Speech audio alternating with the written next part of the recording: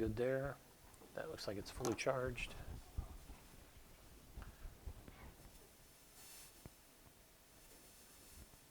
There we go.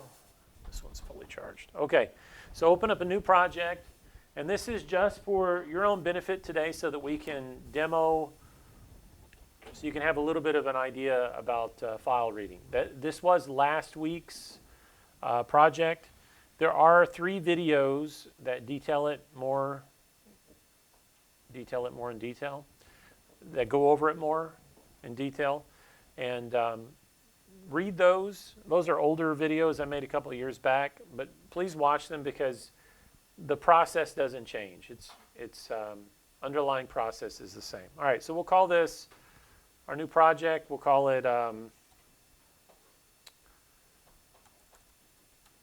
it file reader sample.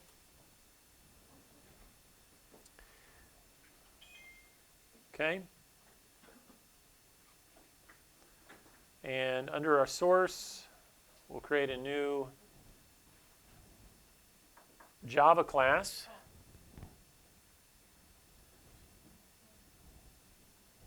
And we'll just call this a file reader. Okay.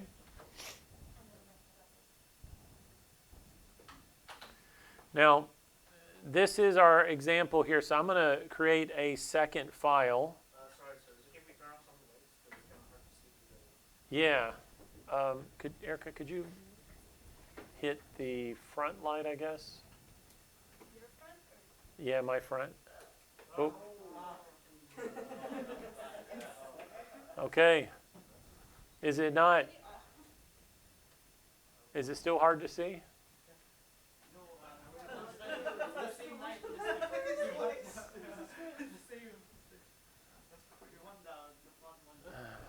Does this have a brightness meter on it?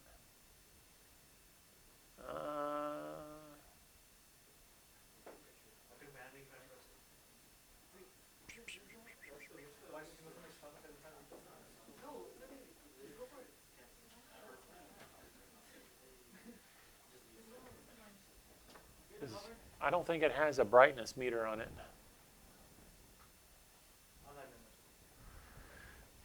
Tell you what, Bill, you can come up a little closer if you want to. Always in video. You really can't see it from there, though? Well, more for the people in the back. Okay.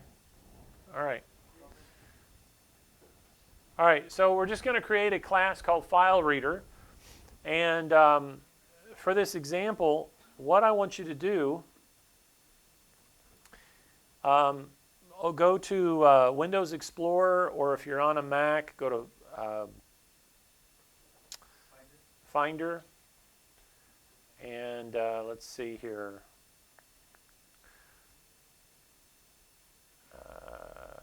Trying to think of a better way to do this.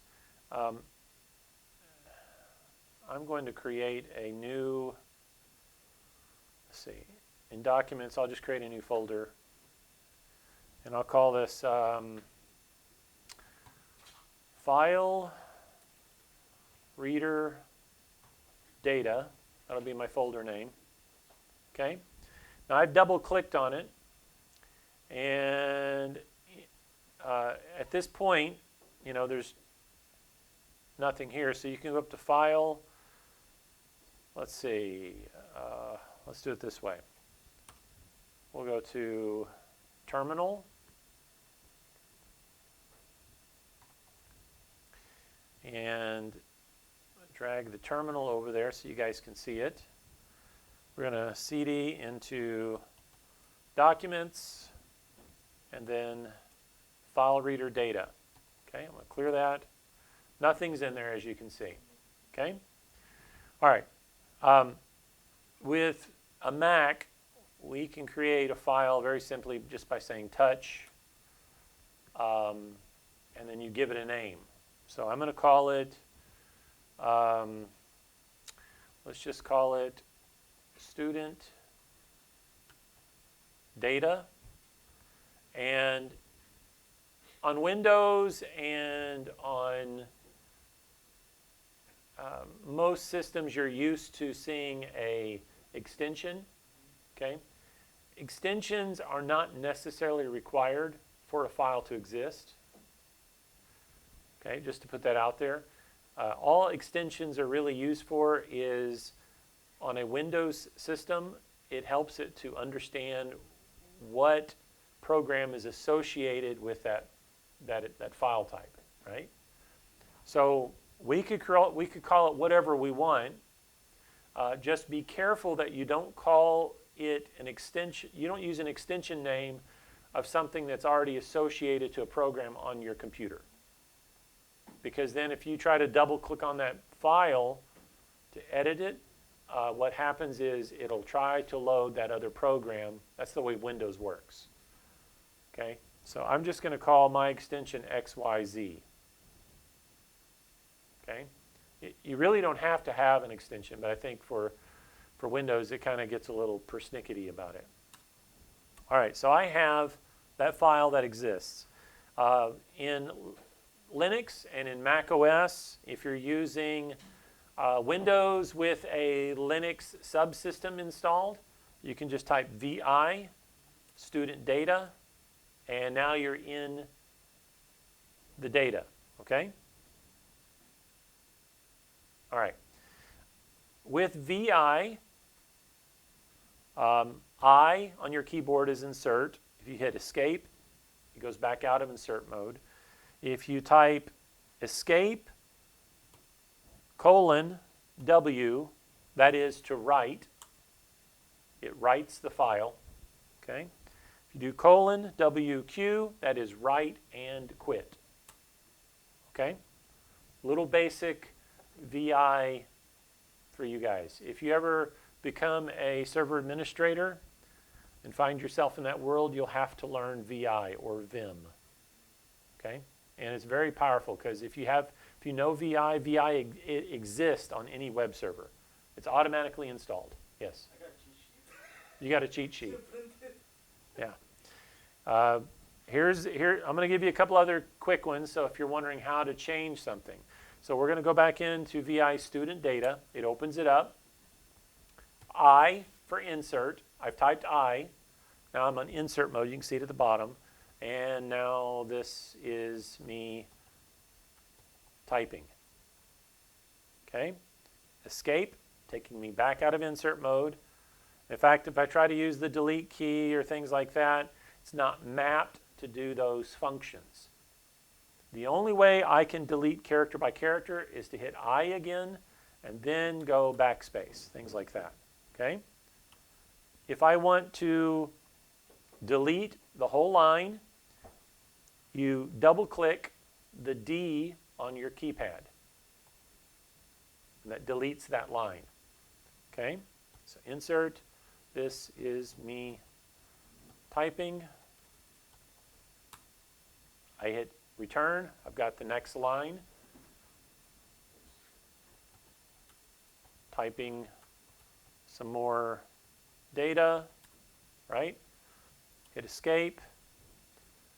And if I hit D one time, it does nothing, but if I hit the down arrow on my keyboard, it deletes it all out.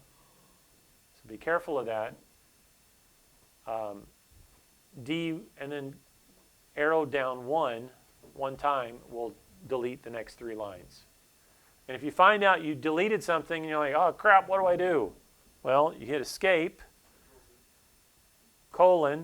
Q, and if I try to do this now without saving, it's going to give me a message. There was a write. And you can see it says I have to add something to my quit statement to not save what I've done. Okay, so I'll hit escape, Q, exclamation point. I'm exiting without saving what I've done. Okay? VI, student data, I come in, and unfortunately I'd already saved it. So, all right, I'm in insert mode. I'm going to type in some student data now. Okay? Let's see. Erica. I'm just going to hit the girls here today. Patricia. Jasmine. All right. You girls okay me using you in the example, right? Or do I? It's too late. I've already recorded it. I don't have your last names out there, so we're okay.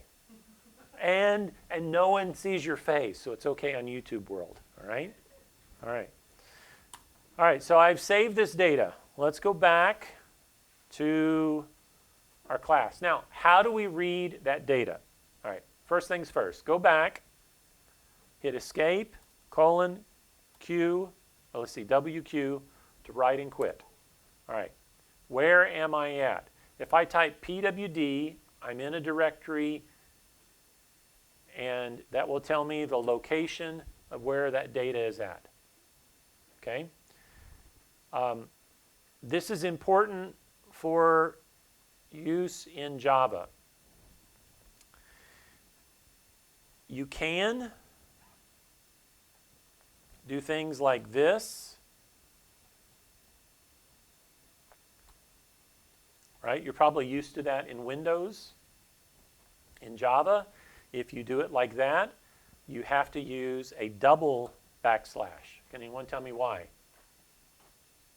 Why I would have to remember the double backslash?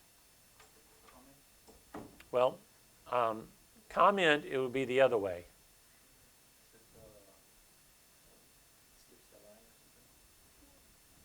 No.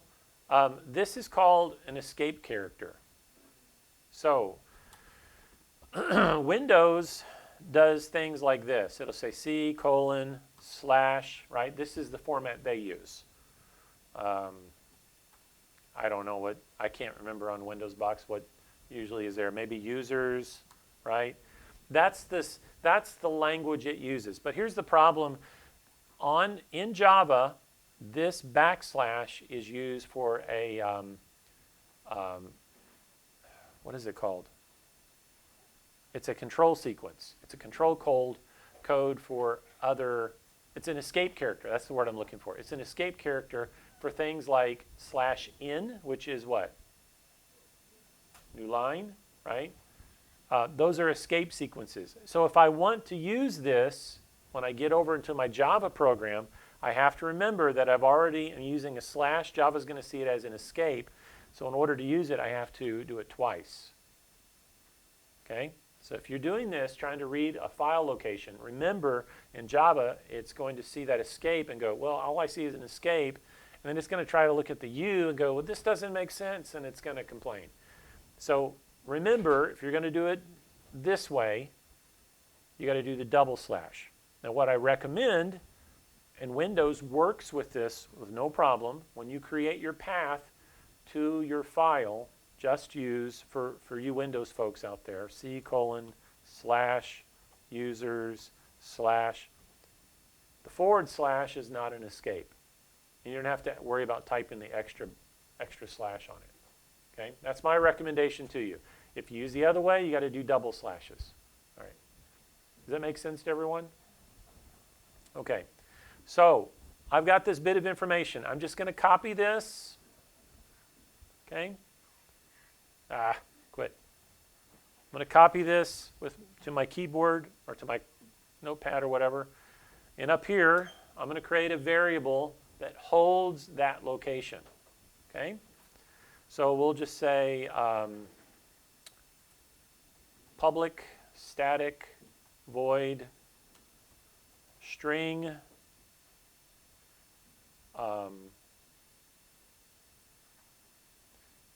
program underscore data equals quotes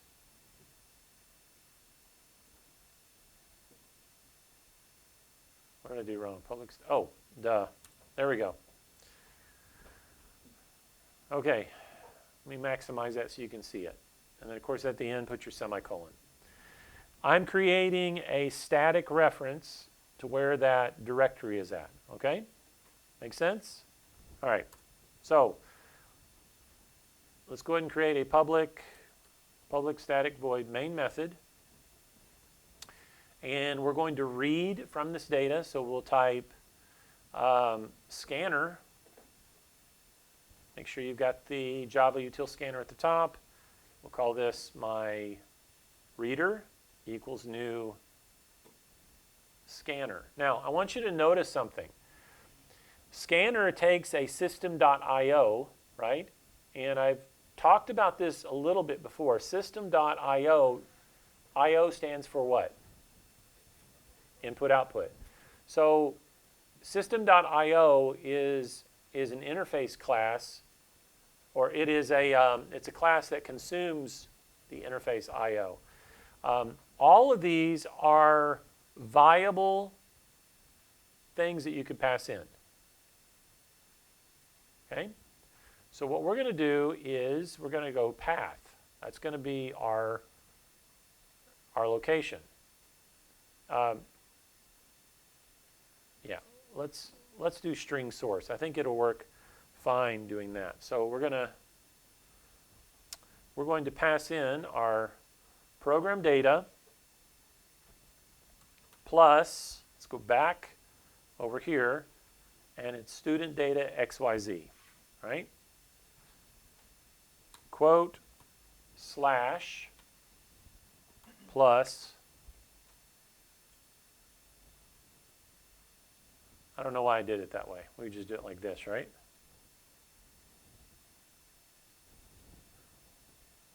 All right, does this make sense to everyone so far? All right. Let's interrogate this constructor method for a moment. Is everyone caught up with me so far? I'm going to click into this. If you need me to wait, let me know. I feel like I'm performing a marriage here. Speak now or forever hold your peace. Okay, here we go. So here's what the constructor says. Constructs a new scanner that produces value scan from a specified string. The string to scan. So this is the source.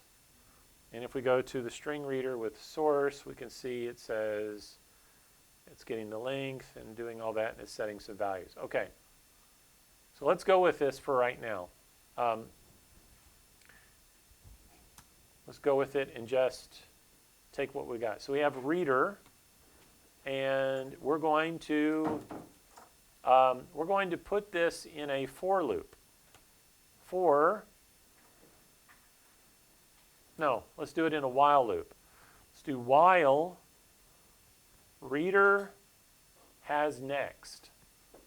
So has next means there is a token available still yet to read.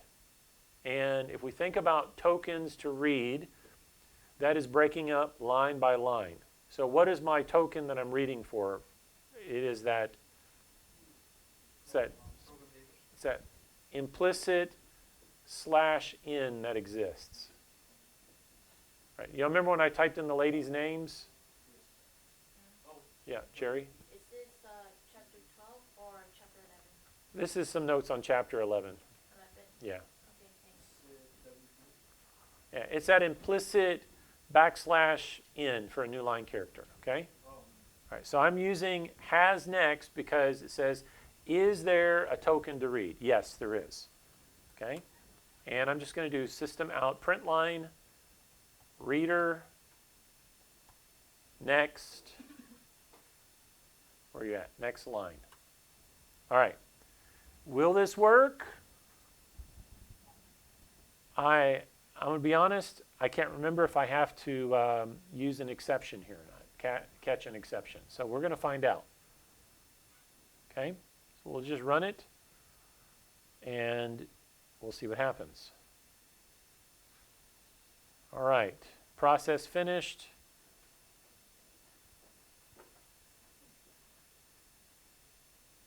Let's interrogate and see what we get. Put a breakpoint on this. We'll debug. See what it's reading, because I think I may have looked at the wrong thing. All right, so here is reader. And what does it pull in? Source. That's the string. Okay. So system out print line, reader has next line. And if I hover over this, it should tell me what it is.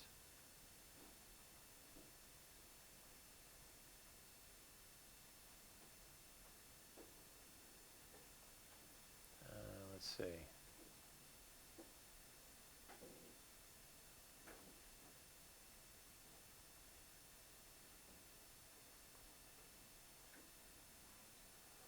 Program data.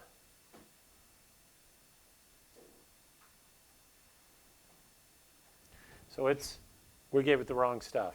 It's okay. So I'm going to take that, and let's do this right here. We'll take,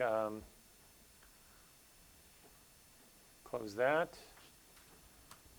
I'm going to create a string. We'll call this our path. We're just going to do that. And we know that our path argument, let's see, new, it's a path. So let's see, path, yeah, Java NIO, P equals new, see that's the interface. So what do we need here? If we're thinking about this, this is going to take a file, I think, right? We'll take a file. Let's look at it again. It'll take a file and a path. Path is an interface. I know file is probably better to use. So let's do that. We'll say file. Whoops. There we go. File, NIO, file equals new, and then there's our path name. There we go. Let's do that. All right. And then I'm going to pass in file right here. Now, this is going to have an unhandled exception. All right, so we have a couple ways we could do it. We could add the exception to our method signature, right? We could just do it right there like that. Or we could handle it in a safe way. How do we handle exceptions in a safe way? Well, we wrap everything in a try-catch, right? Okay, so let's just try it with what we got so we can demo reading from it. I'm going to go ahead and debug again so we can step through this and see what we get. All right, so here's our path, and there's the file, and here's our reader. Okay, so let's step through, and let's go to the run. Is it not showing yet?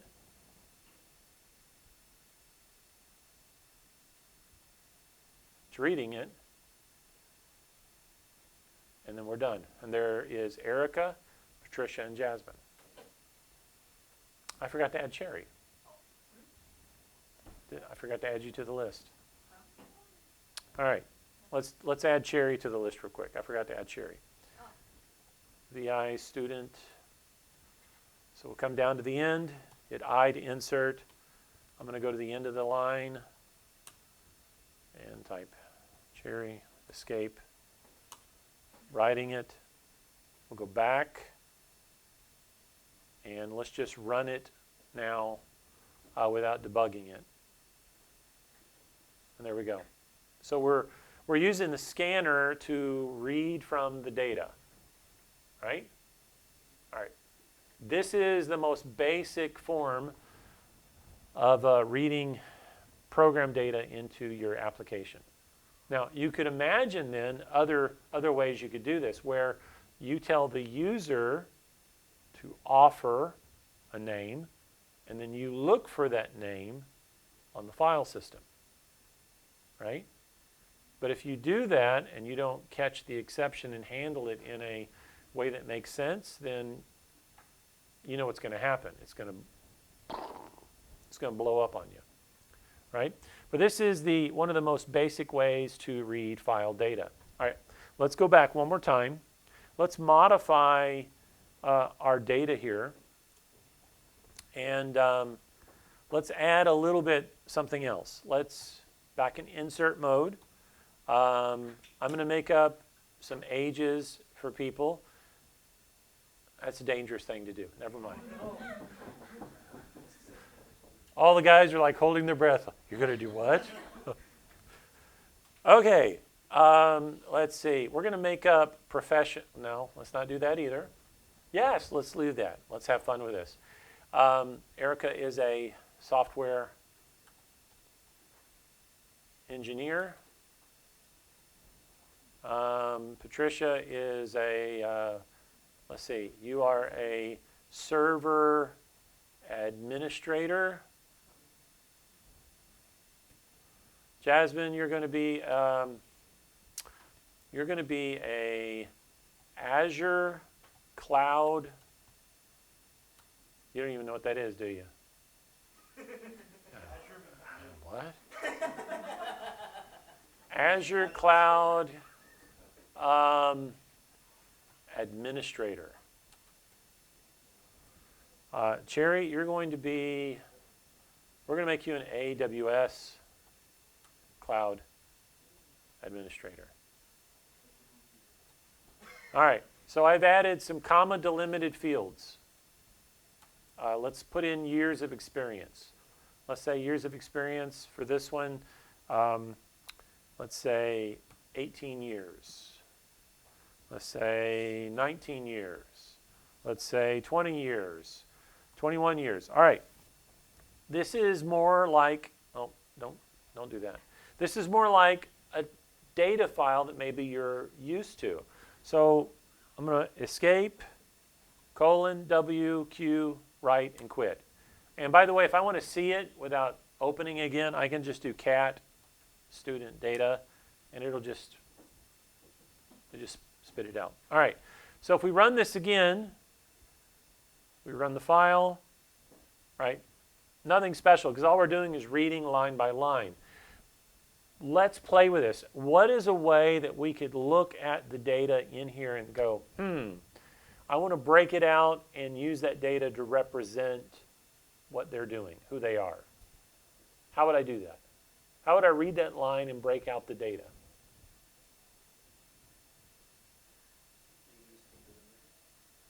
Very good. Very good. So let's do this. Let's create some placeholder variables. We're going to create one called person name, another one called job title, and the last one is years experience. Okay? Notice I've created this just straight out. There's nothing assigned to them. So we go over here to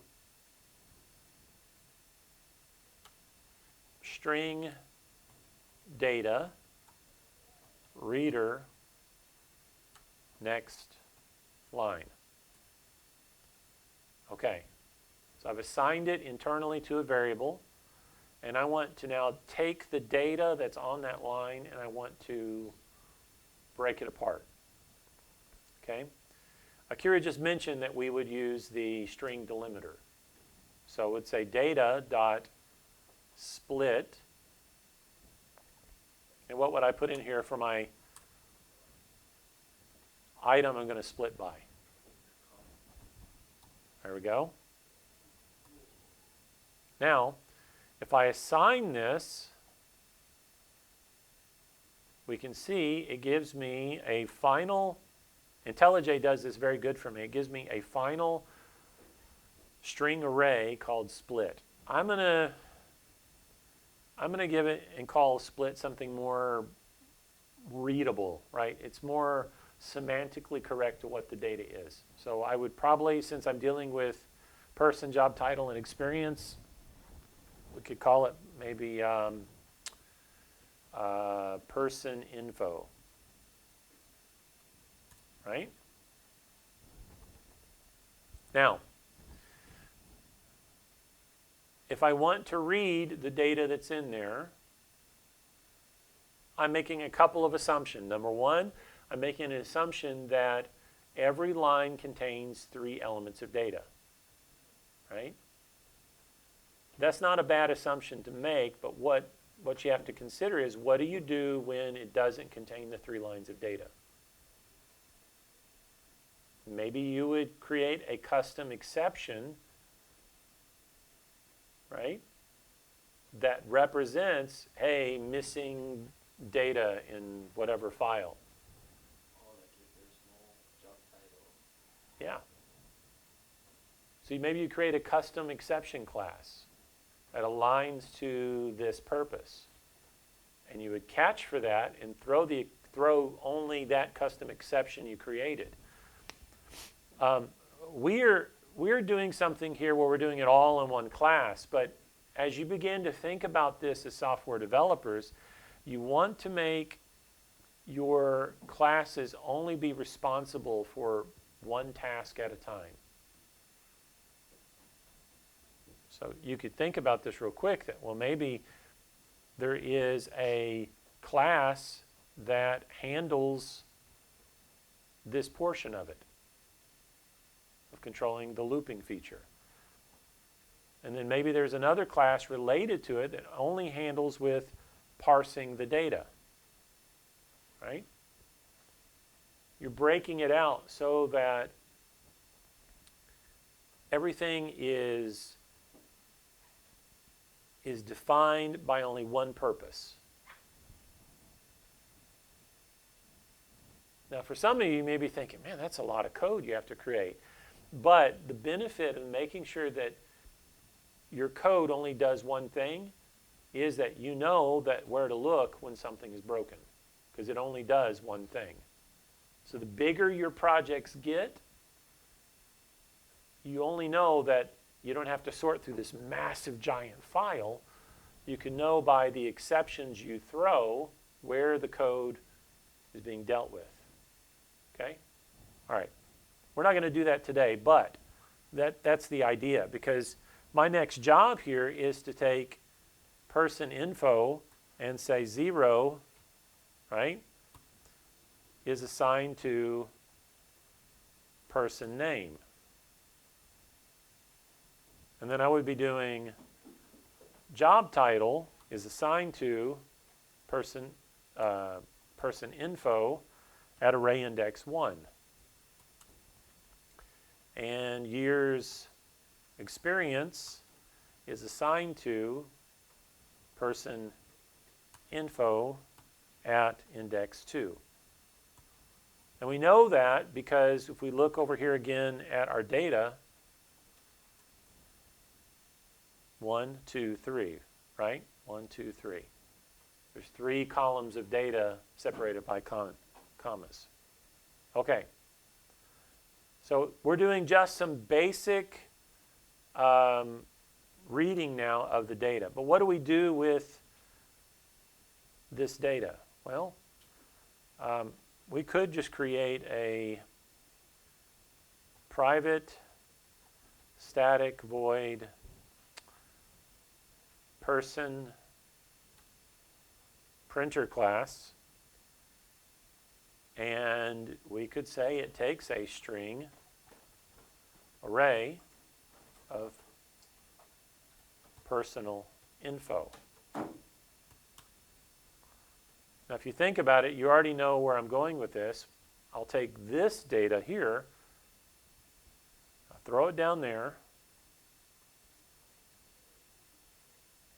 and I need to take this, of course, copy that, bring it down there as well.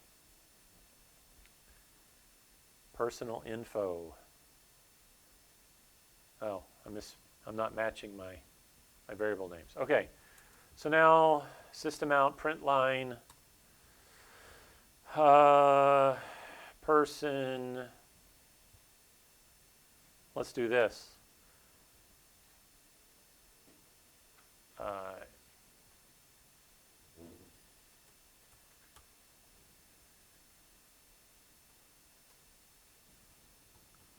Int counter,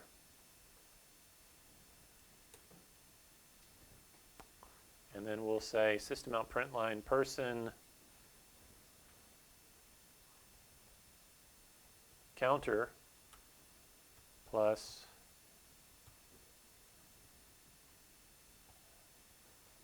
person, whoops.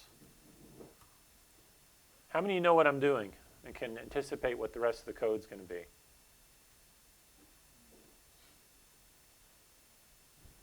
If you do, you know we're just going to copy and paste this, right? And we're going to change this label to be, yeah.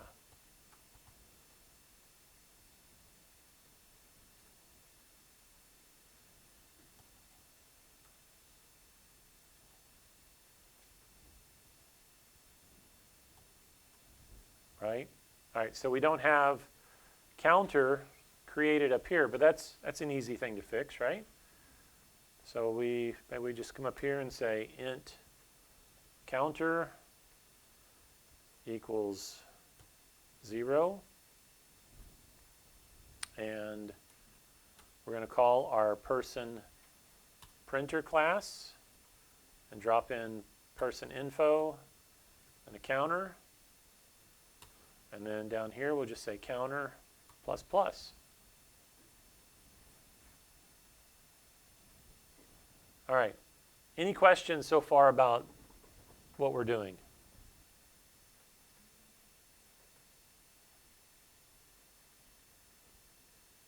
Okay. You guys see the potential of this type of, right? There's potential here to save your data files, which, by the way, you're going to be using in your tax program.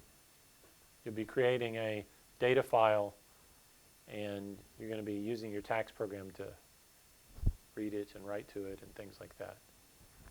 Okay? All right, so let's run it and see if it blows up.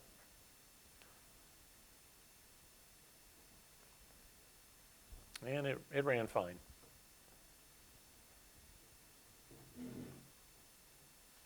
Right? Maybe that's not the most readable to have it say 0, but we could easily address that by just saying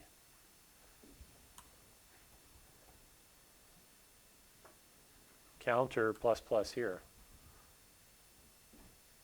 And this will not be tied to this one because the variable is being handed off down below.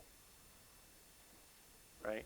If this was a global variable, that would be a problem.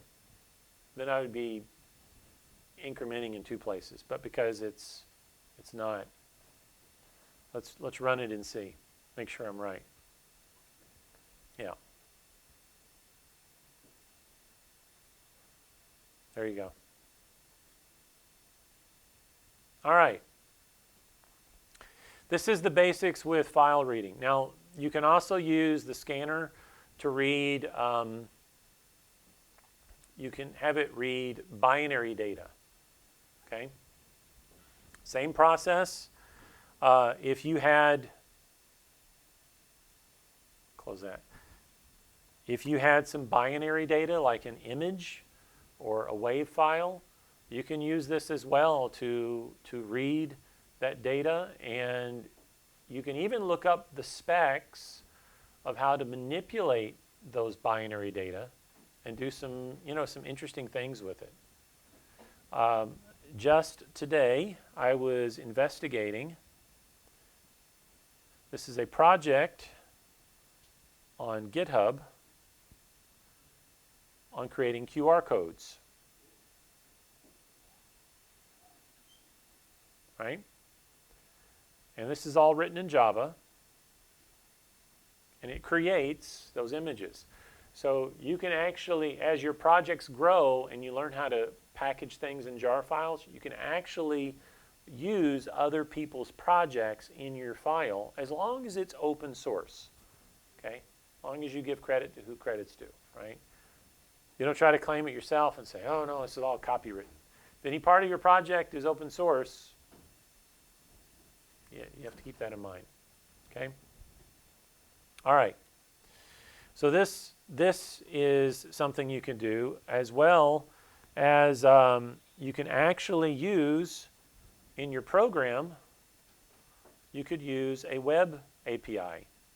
And you could call the web API inside your project as long as you have access to the internet. And you could generate with your program, QR codes and things like that, right? All of this can be done through input-output, through reading files. All right, any questions so far? All right, we're going to jump now to the topic this week because we need to get on it. Okay, recursion. All right, so here's the thing with recursion. Maybe you've walked up to a mirror before and you've held a mirror in front of a mirror and you get that, infinite looking into the future, right, or infinite process. That's really the best way to describe recursion, because it's a method that calls itself, that calls itself, that calls itself, and it keeps calling itself until you either give it some flag to exit the whole process, or it will run out of memory and cause a stack overflow. Okay, so before we started using while loops and things like that, recursion was the way to go. This was before Java even. A lot of programs, C programs, would use recursion to create the looping functionality. And you can do some very complex things with recursion where you pass in certain parameters into the method, which calls itself, which passes the parameters, and you can keep manipulating that until you hit some type of logic situation where you say, okay, don't call the recursive method again, and then it'll exit out. The idea with recursion is you can break problems into smaller sub-problems. And I don't think you're really dealing with it this week in Cengage reading, but there are a lot of search algorithms that use recursion. Okay, and you're going to hear topics in the future, if you stay with programming, things like Big O theory. Okay, and they all deal with that idea. Okay, so here's a classic example. You have a method called countdown, and countdown takes an int, and if the int is less than or equal to 0, system out print line go. Else, system out print line count int, and you call the method again. So it's the idea of it, whatever the top number is, like 10, 9, 8, 7, 6, 5, 4, 3, 2, 1, right? Now in this instance, because there is no system clock timer, this is just going to go just very fast, right? But if you wanted to introduce a countdown timer in your program, maybe for one of your games, you would use some type of a pause method, or to pause so many seconds before completion. Okay. So the initial call is down here, public static void main method. Countdown is 2, and so it calls the countdown method with the number. So up here is the call. So the number is 2. If countdown int, which is 2, is less than or equal to 0, print this message out. Well, we know it's not because the entry point is 2. Else, countdown method, print it out. We're going to print the 2. Countdown method, count int, minus 1. So we're doing the mathematical operation inside the method, and it's calling itself again, which now count int is 1. Still doesn't meet the criteria, does it again, minus itself again. Now it is less than or it is equal to 0, and it prints go. Okay. Any questions so far with this example? Okay. You can use binary search algorithms to search large lists using this technique. Okay. So you would just basically pass in the list, pass in the parameter, and it would just keep going down through it until it reaches the criteria of whatever it is in that list that you find the class or the object or the thing you're looking for. Maybe it's a string, whatever. Okay. If you have a collection that is not sorted, make sure you sort it first before you do this type of search, right? Because it wouldn't make sense to search for something that's not sorted, because you kind of defeat itself. So here is a visualization of a binary search. So the entry point in a binary search is always going to be the midpoint. So if we're thinking about recursion, we're going to say divide the length of the list by 2, pass in that number, and begin the search on this side. If you can't find it, divide that section by 2, and it keeps doing that until it meets the criteria. This is a very fast search algorithm if you do it this way, because it's always going to be able to compare greater than or less than. Yep. Wasn't there something similar to like that? You know, when you learn something similar to What's that? I can't hear you. Okay, so you guys already covered this in one of the other lessons? Yeah. Maybe you did it in the HTML class with JavaScript.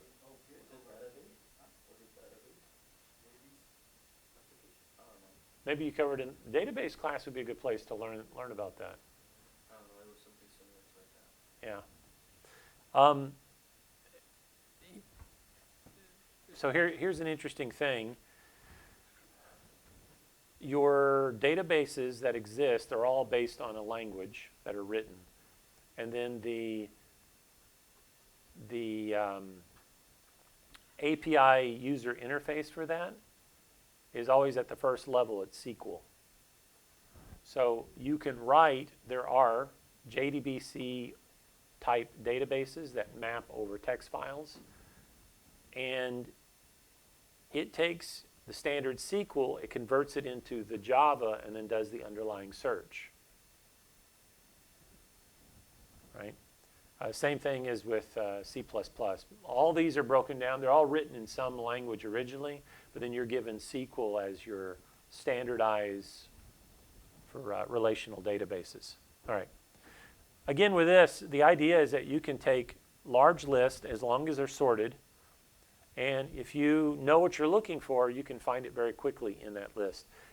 In databases, this is the importance of indexing. That's why indexing in a database is so important. All right. Here's an example of this. You have public static guess number, int low value, int high value, and scanner. So the mid value is going to equal the high value plus the low value divided by 2. Right? And that gives you the mid value. That gives you the midpoint of that array. So you prompt, is it the mid value? L, H, or Y? They're taking that character, L, H, or Y, right? And if the user is L and the user answer is not H, then thank you, right? And then it, of course, goes through the process and it recursively splits the list into smaller subsections, passing it in over and over again until you get to the value. Okay. Here's another example, the number guess game. Same process, you're taking recursion and you're breaking it down into smaller and smaller subsections. Now, I don't expect you guys to look at this code and go, got it, in one go. This is something this week. I don't want you to wait and think, okay, I'll do the practice assignments next week, and then because you really want to keep it fresh in your mind and do the practice assignments as you're thinking about this topic. Otherwise, when you do the practice assignments for this, you're going to get stuck, okay? Because recursion is one of those topics that you have to really kind of to get down, okay? All right. So again, this idea, the entry point is the public static void main method. We're getting all of the details. Choose a number between 0 and 100. Answer with L is your number lower, H is your number higher. and any other key, the guess is right. Okay? So here is the guess. We know it's taking 100 and 0 and scanner. So it's taking those parameters, right? So when this runs, it's going to call guess number. It's passing in the scanner, and you haven't gotten the opportunity yet to say L, H, or Y. So we know that 0 and high value is the number, and so then you're going to take the value that you input, and this idea is you pick a number and it's going to guess it by you using L, H, or Y. Okay? So you have to think in your head, all right, my number is 22 or 23, right? And you come into this process and you say, is it this number, which is the mid value of the high and the low divided by 2? And you would say low, high, or yes. And you would say, it's too high.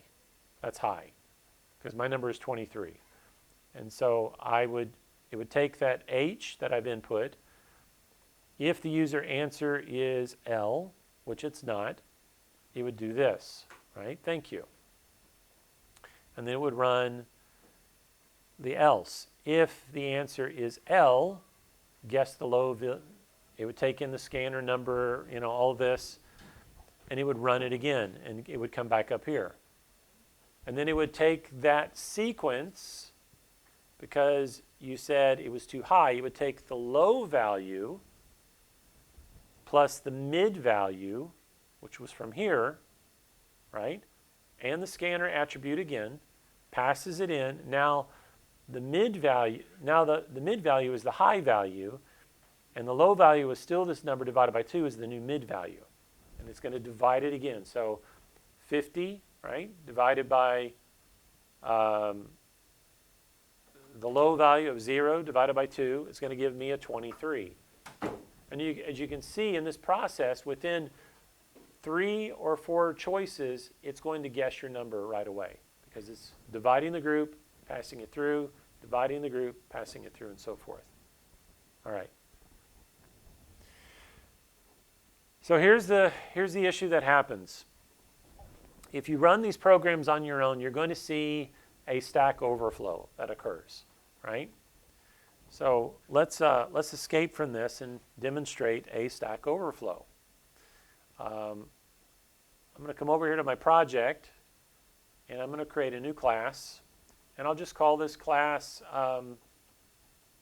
Recursion and public static void main method. I'm going to come down here, create a new method called public static void recursive call.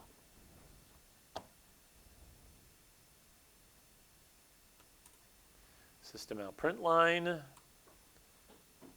I am calling. And recursive call. Now,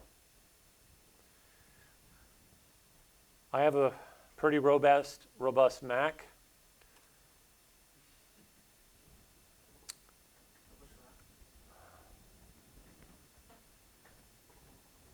$64 gig.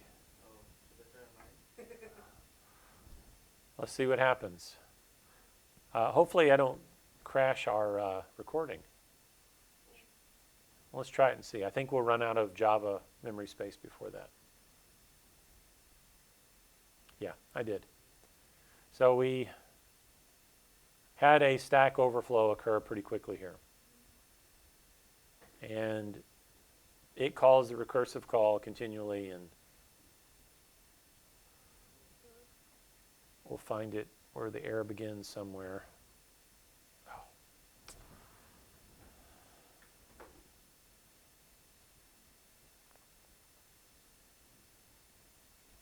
Yeah, there's your Stack Overflow, the famous website. Okay, So you got to think about how you exit your recursive value. Make sure that your call using recursion has an exit point. Otherwise, you're going to get a Stack Overflow, and it will do that pretty quickly. If you wanted to introduce a timeout, let's see. I may have spoken too soon here because I can't remember. Let's see.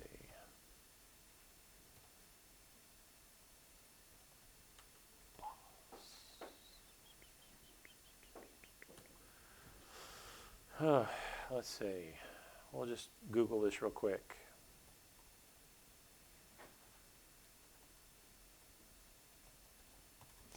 Yeah,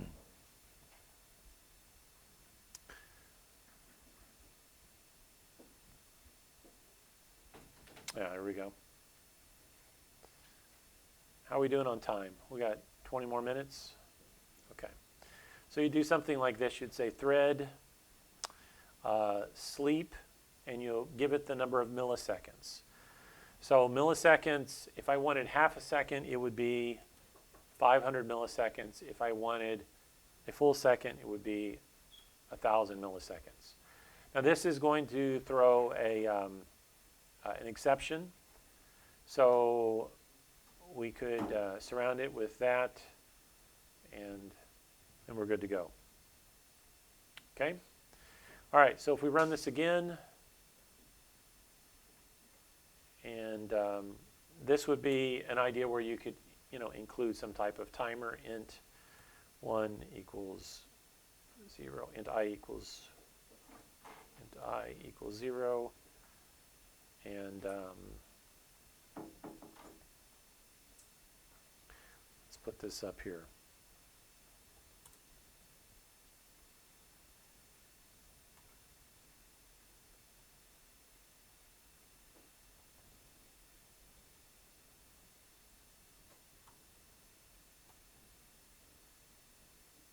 Okay.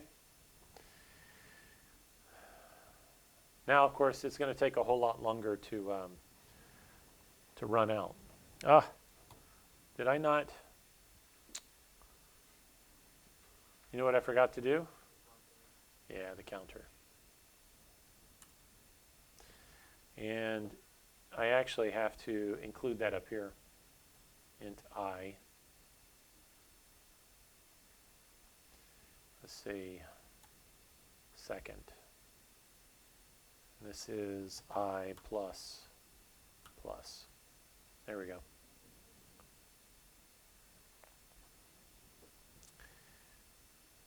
What did we miss?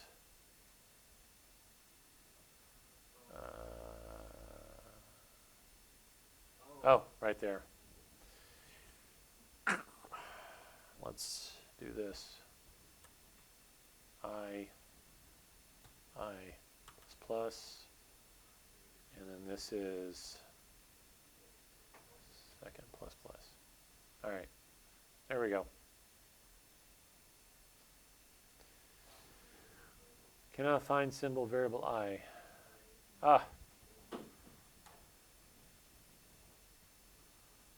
This is good you guys see this, because this is the process you go through when you're developing. No one remembers 100% of the time what they code, and then this is the way it happens. Okay, so we'll run it again. What are we missing this time?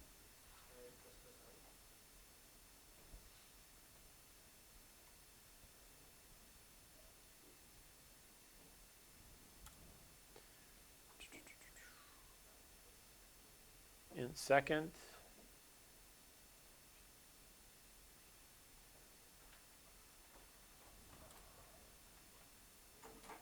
I plus.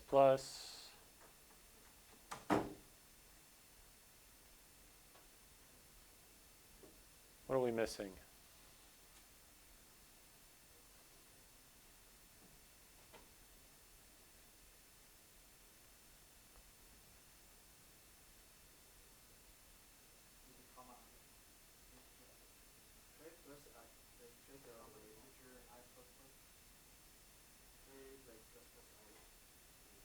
Where at? Right here?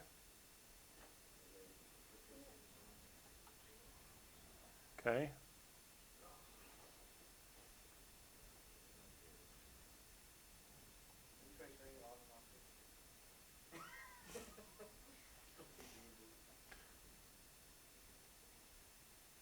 There we go. Yeah. So we could fix that by changing the value, the starting value.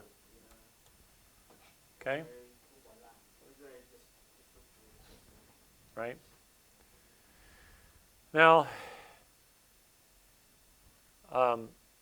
this is going to take forever, right, to exit out of, and I'm obviously not going to wait for this to run out of memory. But that would be one way to do it, just kill it here. If you're running it from the terminal, use your Control-C to kill it from inside the terminal. Okay? So for example, if I come down here and I type, let's see, we go to out.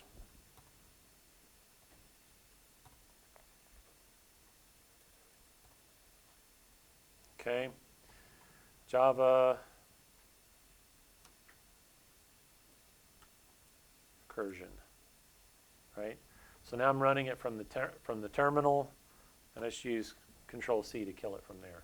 If you're running it within Java using this method, just click the red stop button. Okay. Now, if we wanted to exit out of this at a certain point, we could implicitly determine that our stop is, we could say, if sec is greater than or equal to 15, return. And that will exit out of it. So just got to wait for 15 to come up. But the idea is that we are locating a way to exit out of our code, right? And you may be a little confused because here you may be thinking, well, I thought I couldn't use a return unless there was a non-void return object. You can always use return : with void, and it will exit out of that method. You're just returning void. Okay. All right. Any questions so far? Okay. All right. Let's go back to our slides here, and I think that is it. It is it. Okay, we are done for the day. Let's, yes. Yes. Are you gonna send all the codes that you finish it on the IntelliJ and then send it to the class? All the codes. The code I just typed? Yeah, then send it to the class. It'll be a part of the lecture today, so you can use it from the lecture. No, what about on Google Documents and then send it to the class? Like transfer the code, like copy the code and then paste it on the Google document, and then send I'll tell you what I'll do, Sherry, is I can take the code that we did today for the scanner for reading a file and for this, and I'll just paste it as a project file if you want to use it, okay? Huh? I'll just paste it as a project file inside of Moodle, okay? You're going to make the code as a project file? What I mean is I'll take the project file that already exists, the IntelliJ project file, and I'll just upload it, and you guys can download it and do whatever you want with it. Yeah. Oh, nice. I'll do that. All right, real quick, I just want to go over this. Project 3 is going to be due April 24th, okay? April 24th. You can click to it here, but I will be posting a video this Monday and updating the project itself because there's a lot there that needs to be modified so that we're using exceptions, so that we're using file reader, and so forth. Okay? Not that we need a lot of editing, that takes up more time, that it might. I'm going to give you a project video, okay, to walk you through it. So if you, Something like Project 2. yeah, yes. I recommend you have to make a preparation, involving with the project 3 video. Yeah.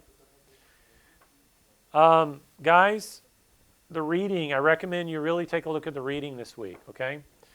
There's quite a bit here with recursion.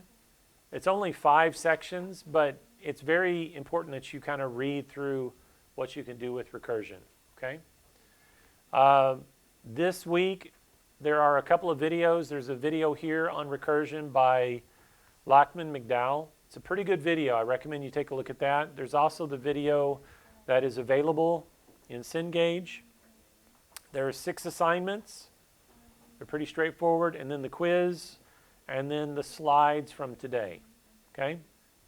Now, I've already included a copy of last year's Spring 2023's lecture. So if you wanted to watch that again while you're waiting for me to upload this one, okay? Project 3 tutorial, this is where you're going to see the video uploaded on Monday. Everyone understand? And then I'll just upload down here the project files from today. So if you guys want to use that as a template as well. Okay. Take care.